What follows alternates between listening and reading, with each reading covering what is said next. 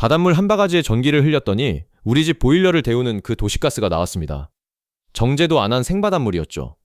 실험실에서 곱게 만든 증류수가 아니라 창원 앞바다에서 그대로 퍼올린 소금기 가득한 진짜 바닷물이었습니다. 전 세계 과학자들이 수십 년 동안 이건 안 된다며 하나둘 손을 놓아버린 바로 그 지점에서 서울대학교의 한 연구팀이 결국 벽을 뚫어버렸습니다. 오늘은 이 이야기를 처음부터 끝까지 왜 이게 그렇게 대단한 일인지, 그리고 왜 하필 한국에서 이런 일이 벌어졌는지를 하나씩 풀어드리겠습니다. 이 이야기가 왜 남일이 아닌지부터 말씀드릴게요. 한겨울에 가스요금 고지서를 받아들고 한숨 쉬어본 경험 다들 한 번쯤 있으실 겁니다. 그런데 그 고지서에 찍힌 숫자는 사실 우리가 정한 게 아니에요. 우리 집 보일러 버튼 하나는 알고 보면 카타르 왕실과 호주의 가스전과 미국의 셰일 광산까지 이어지는 아주 긴 사슬의 맨 끝에 매달려 있습니다. 그 사슬 어딘가가 흔들리면 그 진동이 고스란히 우리 집 고지서로 내려오는 거죠. 우리는 그 사슬의 길이도 굵기도 언제 끊길지도 우리 마음대로 하지 못합니다. 이게 우리가 처한 현실이에요. 대한민국은 흔히 에너지 섬이라고 불립니다. 우리가 쓰는 도시가스, 그러니까 밥을 짓고 겨울에 방을 데우는 그 가스의 100%를 수입에 의존해요. 단 1%도 우리 땅에서 나지 않습니다. 우리나라는 2024년 기준 중국, 일본에 이어 세계에서 세 번째로 LNG를 많이 수입하는 나라예요. 그 비용이 한 해에 약 292억 달러, 우리 돈으로 42조 원이 넘습니다. 이 돈이 매년 호주로, 카타르로, 미국으로, 중동으로 고스란히 빠져나가고 있어요. 더 무서운 건 호주, 카타르, 말레이시아, 미국 이 네 나라에 우리 수입의 70%가 몰려있다는 사실입니다. 이 중 어디 한 군데에서 문제가 생기거나 지구 반대편에서 전쟁 하나가 터지면 그 여파가 곧바로 우리 집 가스요금으로 날아온다는 뜻이에요. 사실 우리가 이렇게 된 데는 이유가 있습니다. 자원이 없는 나라가 산업화를 이루려면 에너지를 사오는 수밖에 없었어요. 그래서 우리는 40년 넘게 전국에 5만 킬로미터가 넘는 도시가스 배관을 깔았고 세계 어디서든 가스를 안정적으로 사오는 데는 그야말로 도가 텄습니다. 냉정하게 말하면 우리는 사오는 데는 세계 최고였어요. 하지만 만드는 것은 애초에 상상조차 하지 못했죠. 자원이 없으니 당연한 거라고 다들 믿었으니까요. 그 믿음이 얼마나 위태로운지를 똑똑히 보여준 사건이 있었습니다. 2022년 러시아와 우크라이나 사이에 전쟁이 터졌을 때예요. 유럽이 러시아 가스를 못 쓰게 되면서 전 세계가 앞다투어 LNG를 사재기하기 시작했습니다. 없어서 못 파는 상황이 되니 가격이 미친 듯이 뛰었어요. 그 여파로 우리나라의 에너지 수입액은 그 한 해에만 전년 대비 60% 넘게 폭증했습니다. 여기서 억울한 지점이 있어요. 우리는 아무 잘못도 하지 않았거든요. 남의 나라 전쟁 때문에 온 국민이 난방비 폭탄을 맞은 겁니다. 내 살림을 내가 어쩌지 못하고 지구 반대편 정치 상황에 휘둘려야 하는 것. 이게 에너지 종속의 진짜 얼굴이에요. 저는 이 지점이 정말 중요하다고 봅니다. 우리는 흔히 에너지 문제를 그냥 돈이 좀 더 드는 문제 정도로 생각하잖아요. 그런데 이건 경제 문제가 아니라 국가의 목줄에 관한 문제입니다. 내 집 난방을 켤지 말지를 내가 정하는 게 아니라 남이 정한다는 것. 그래서 그동안 우리 에너지 정책은 늘 어떻게 하면 더 안정적으로, 더 싸게 사올까에만 매달려 있었어요. 물론 중요한 노력이죠. 하지만 이 모든 게 결국 남한테 사온다는 전제 위에 서 있었다는 게 함정입니다. 아무리 잘해봐야 영원히 을인 게임이었던 거예요. 그런데 이번에 나온 소식은 이 게임의 판 자체를 흔듭니다.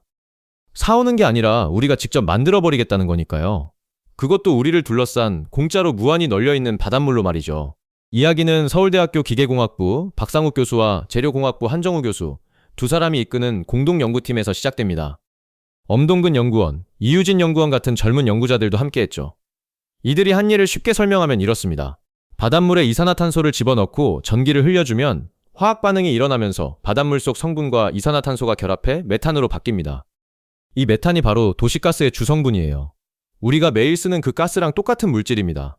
여기서 감탄하고 넘어가야 할 부분이 있어요. 이 기술은 골칫덩이 두 개를 동시에 해결합니다. 하나는 지구온난화의 주범인 이산화탄소예요. 공장이나 발전소에서 나오는 그 이산화탄소를 붙잡아다가 원료로 써버리는 겁니다. 다른 하나는 버리는 게 아무것도 없다는 점이죠. 무한한 바닷물과 어차피 골칫거리인 이산화탄소를 섞어서 돈이 되는 연료를 만들어내는 거예요. 온난화를 줄이면서 에너지 자립까지 잡는 말 그대로 일석이조입니다. 그래서 사람들이 이걸 현대판 연금술이라고 부르는 거예요. 옛날 사람들이 돌을 금으로 바꾸려던 꿈을 이 연구팀은 바닷물을 가스로 바꾸는 방식으로 실현한 셈이니까요. 그런데 여기서 이런 궁금증이 드실 겁니다. 바닷물이 그렇게 널려 있는데 왜 지금까지 아무도 못했지? 아주 정확한 질문이에요. 그리고 바로 여기에 이 이야기의 진짜 핵심이 숨어 있습니다. 사실 바닷물에서 에너지를 뽑으려는 시도는 전 세계 여기저기서 오래전부터 있었습니다.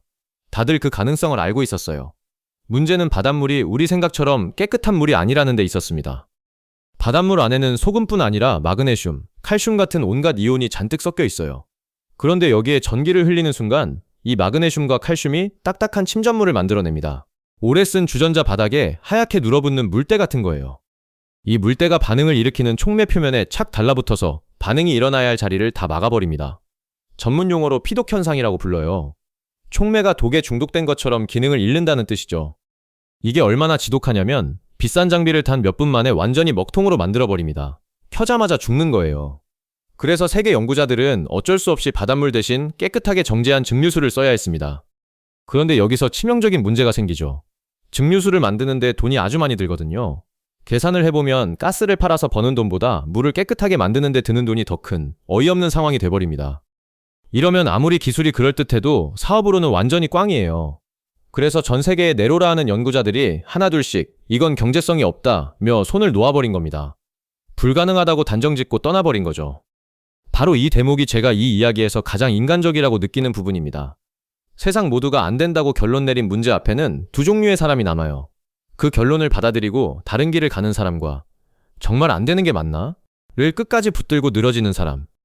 그리고 대부분의 위대한 돌파구는 후자에게서 나옵니다. 왜냐하면 불가능이라는 결론에는 거의 항상 지금까지의 방법으로는 이라는 숨은 전제가 달려있거든요. 그 전제를 의심한 사람만이 세기를 봅니다. 서울대 연구팀이 딱 그랬어요. 남들이 다 떠난 자리에 남아 그 물때 문제를 정면으로 붙들고 씨름한 겁니다. 그럼 이들은 어떻게 벽을 넘었을까요? 연구팀은 세 가지 무기를 동시에 꺼내 들었습니다. 첫 번째 무기는 스스로 진화하는 촉매였어요. 보통 촉매는 오래 쓸수록 성능이 떨어지는데 이 연구팀이 설계한 특수 구리 촉매는 정반대였습니다. 반응이 진행되는 도중에 스스로 자기 구조를 다시 짜면서 오히려 메탄을 더 잘 만드는 표면으로 변신하는 거예요. 마치 경기를 뛸수록 폼이 올라오는 선수 같은 촉매였죠. 발상 자체가 남달랐습니다. 두 번째 무기는 그 지긋지긋한 물때, 마그네슘과 칼슘을 잡아내는 방법이었어요. 연구팀은 EDTA라는 물질을 도입했습니다. 이게 뭐냐면 마그네슘과 칼슘 같은 방해꾼 이온들을 자석처럼 딱 붙잡아 꼼짝 못하게 묶어두는 역할을 해요.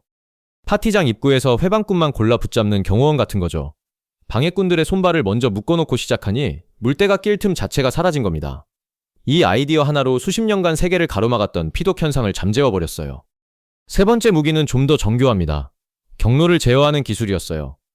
사실 이산화탄소에 전기를 흘리면 메탄만 딱 나오는 게 아닙니다. 수소도 나오고 일산화탄소도 나오고 에틸렌 같은 것도 함께 만들어져요.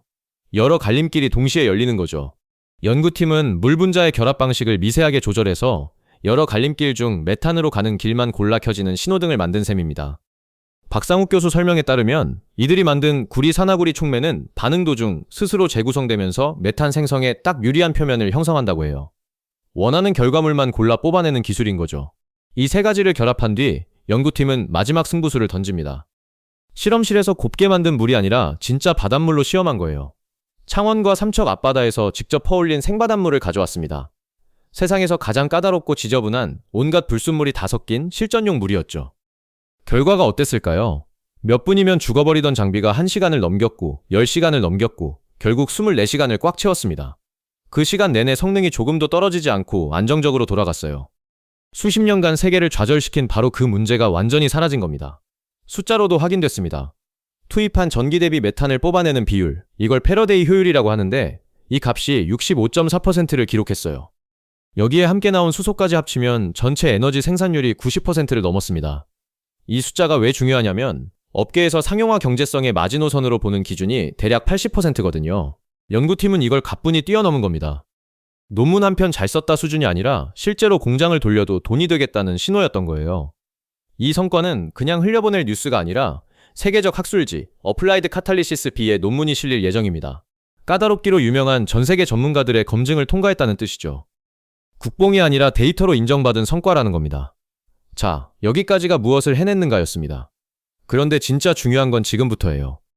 이 기술의 무서운 강점은 사실 효율 숫자에 있지 않습니다. 바로 기존 인프라를 그대로 쓸 수 있다는 데 있어요.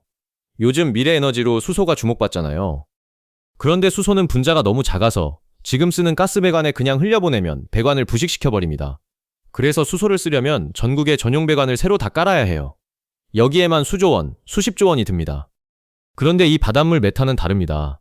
메탄은 지금 우리가 쓰는 도시가스랑 똑같은 물질이니까 지난 40년간 전국에 깔아놓은 5만 킬로미터의 도시가스 배관을 그냥 그대로 쓸 수 있어요. 저장 탱크도, LNG 운송 설비도, 발전소도 전부 손댈 필요가 없습니다. 새로 지을 게 하나도 없어요. 바다에 생산 설비만 하나 띄워놓으면 오늘 앞바다에서 만든 가스가 내일 아침 각 가정의 보일러에 도착할 수 있다는 뜻입니다. 앞서 우리를 올감했던 그 5만 킬로미터 배관이 이번엔 정반대로 최고의 자산으로 뒤바뀌는 거예요.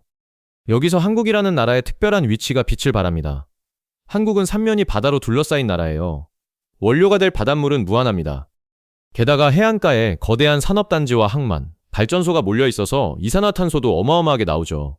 그럼 그림이 그려지시나요? 해안가 공장에서 나오는 이산화탄소를 바로 그 앞바다 물과 결합시켜 그 자리에서 가스로 만들어버리는 겁니다. 원료도 그 자리, 이산화탄소도 그 자리, 생산도 그 자리, 이보다 완벽한 조건이 없어요.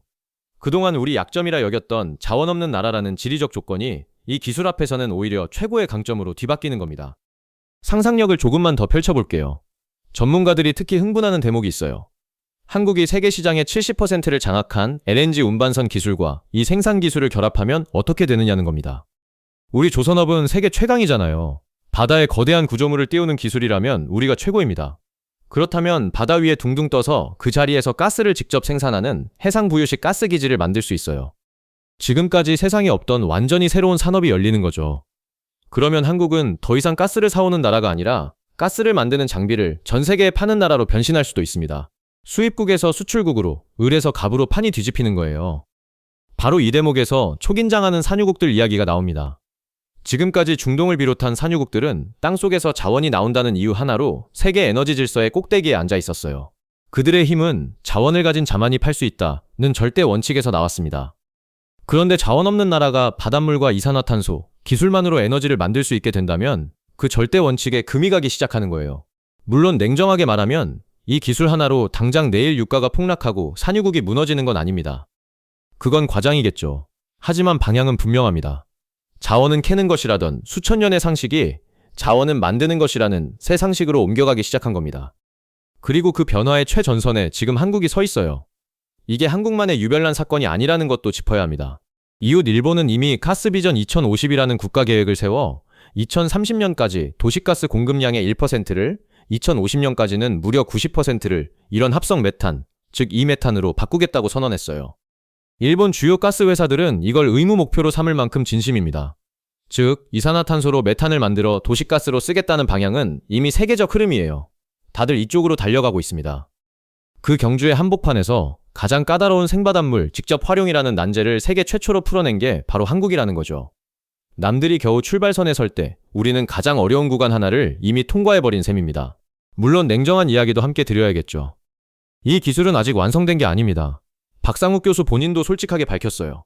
지금은 24시간 안전가동을 확인한 단계인데 실제 공장으로 가려면 100시간 이상 장기운전에서도 성능이 유지되는지 검증해야 합니다. 실험실 규모의 작은 설비를 공장 규모로 키우는 대형화도 필요하고요. 그리고 이 반응을 돌리려면 결국 전기가 필요한데 그 전기를 재생에너지로 깨끗하게 공급해야 진짜 친환경이 됩니다. 안 그러면 가스 만들려고 화력발전 돌리는 앞뒤 안 맞는 상황이 될 수 있으니까요. 그런데 저는 이 남은 과제들이 오히려 희망적이라고 봐요. 지금까지의 벽은 원리적으로 불가능하다는 벽이었거든요. 아예 안 되는 문제였어요. 그런데 이제 남은 건 되는 걸 알았으니 크게 키우고 오래 돌리자는 공학의 문제입니다. 이건 불가능의 벽이 아니라 올라가면 되는 계단이에요. 시간과 투자, 의지의 문제지 원리의 문제가 아닌 거죠. 그래서 박 교수가 마지막에 강조한 것도 에너지 안보와 자립이 이토록 중요해진 시대에 이 기술이 실험실에만 머물지 않도록 정부가 실증 사업과 상용화 지원에 나서달라는 것이었습니다. 씨앗은 심어졌으니 이제 키워낼 물과 햇빛이 필요한 단계인 거예요. 저는 이 모든 이야기를 관통하는 한 장면이 자꾸 떠오릅니다. 온 세상이 그건 안 되는 문제야 라고 결론 내리고 짐을 싸서 떠난 텅 빈 실험실. 거기 남아 물때 낀 촉매를 들여다보며 정말 방법이 없을까를 붙들던 몇 사람의 모습이요. 인류가 이뤄낸 거의 모든 도약은 이런 장면에서 시작됐습니다. 모두가 불가능하다 말할 때 그 말을 그대로 믿지 않은 소수의 고집. 그 고집이 결국 바닷물 한 바가지를 도시가스로 바꿔놓은 겁니다.